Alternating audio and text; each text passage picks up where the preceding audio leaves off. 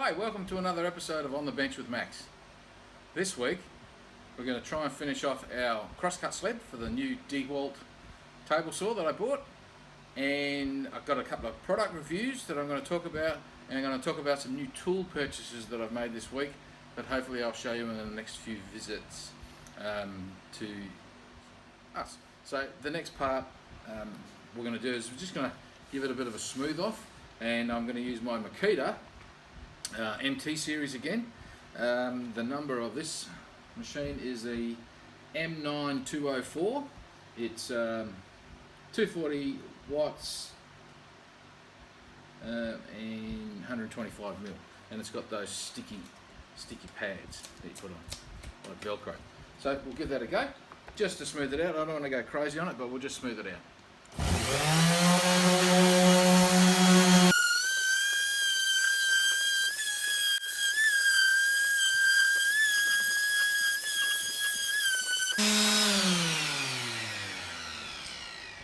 So there you have it. I'm really happy with that finish now. And like my dad used to say to me, let the tool do the work, so you don't need to press down and so you got 3 veins hanging out of your forehead. Just let the machine do the work and you guide it where you need it to go, and you'll get that nice smooth finish. Alright, so we'll leave it there for now. We'll move on to the next phase, and we've got to cut the front, the back and the front rails.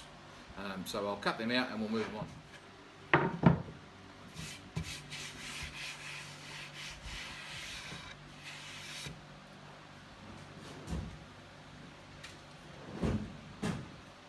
Okay, so here's the top of our sled, and this is the front. That's the center line. So I know my saw blade's going to split that center line down the middle. So we're talking about 597 millimeters. So that's what I'm looking for my 2 pieces. I'll cut them at the same time on the table saw. I'll set my fence over there. So here we go.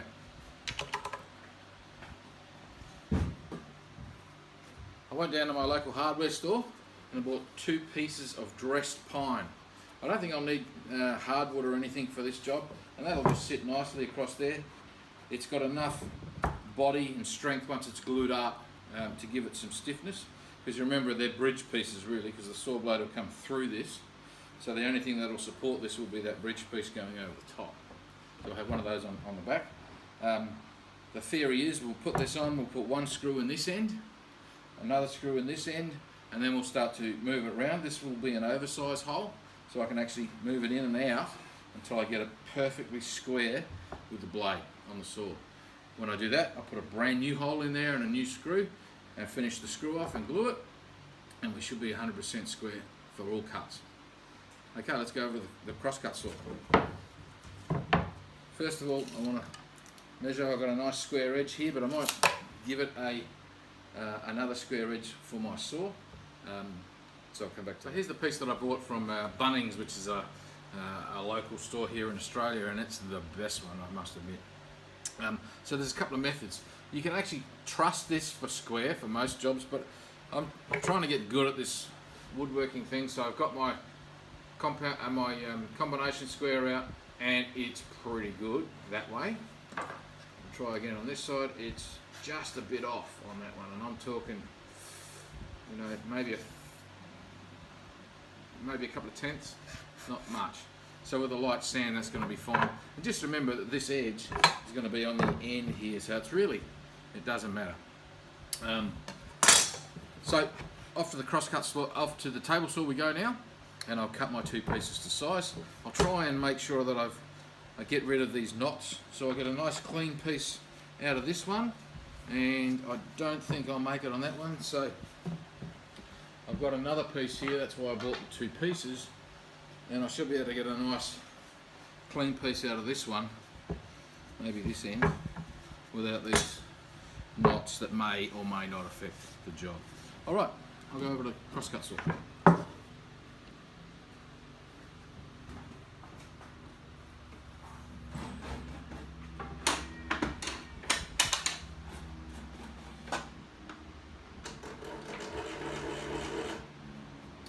So I said 600, so I'll set my my fence to 600, lock it down, double check. This is how I like to double check. Come in close, get it square, and I run a tape in there.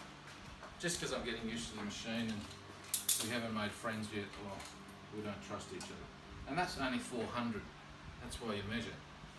So, tip for young players or novices like myself, the white measurement strip on the fence is for outside, the yellow one is for inside. So I'm going to go all the way out to here. If you come around you can see these scales here. So the yellow one is for the inside scale. And I think I made that mistake before.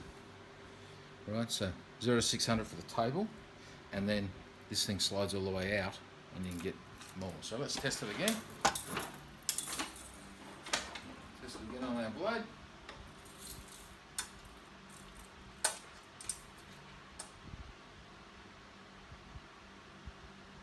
And that's fantastic. I'll just give myself a little bit of a millimetre or so to play with. And we're done.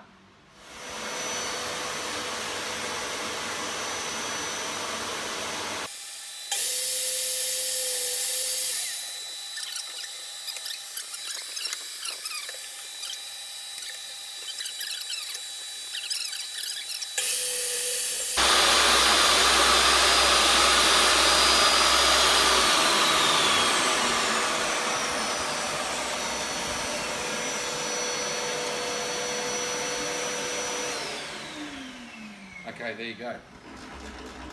So one thing I want to do, before we go too much further, is put my riving knife back on. It's this thing here.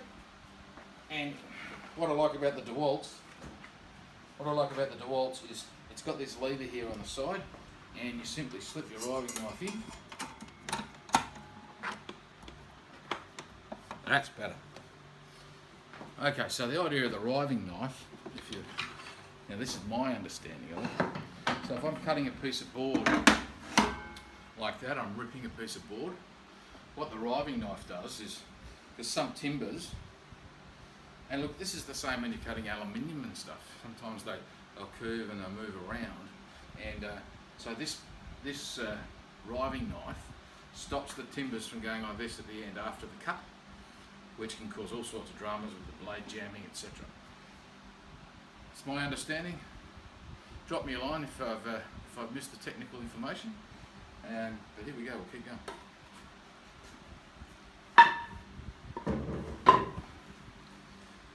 I always like to return this stuff to where it was. Safety first. Got my blade down.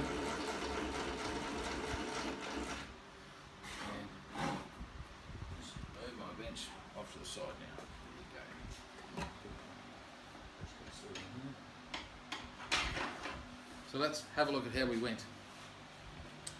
So I'm looking for a nice piece of timber here.